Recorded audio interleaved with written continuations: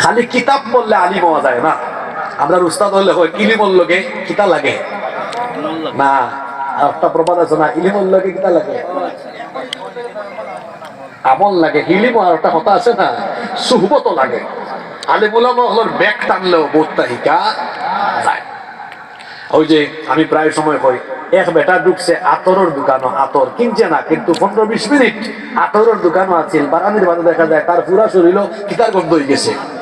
আর এক বেটা সিগারেট খায় না কিন্তু বাড়ির যা যাইবার সময় ফাইলছে এক বিড়িপুরোর সাক্ষাৎ, হিগুই আইলেও দেখি আর দরজে আঞ্জা করে হয় বাইরে ভাই বহুত দিন বাদে দেখা, একটু আগে কিন্তু ফাতার বিড়ি টানছে।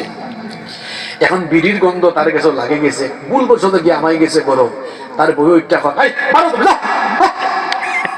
তুমি দেখে আখটা ধরে বিড়ি খাওয়াই ফেলছো, আল্লাহ বউ আল্লাহর কসম আমি তো বিড়ি খাইছি না। আসলে বিড়ি খাইছে না কিন্তু বিড়ি খুলের লোকে কুলাকুলি করাই বিড়ির গন্ধ আচ্ছা। বালার লগে থাকলে বালা, বাদর লগে থাকলে বাদ। আলিমুলামা ওগুলোর লগে থাকলেও আলিমুলামা ওগুলোর বিভিন্ন আমলের আসর মানুষের উপরে পড়ে যায়। সুবহানাল্লাহ।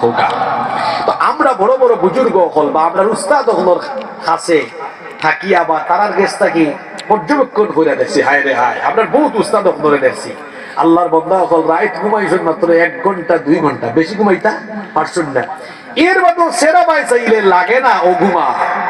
এই যে তাহাজ্জুদের আমল আর আল্লাহর জিকির আজকারের সময় কাটে, আল্লাহ তান তান চেহারার মাঝে আলাদা একটা নূর দান করে দিলেন। সুবহানাল্লাহ।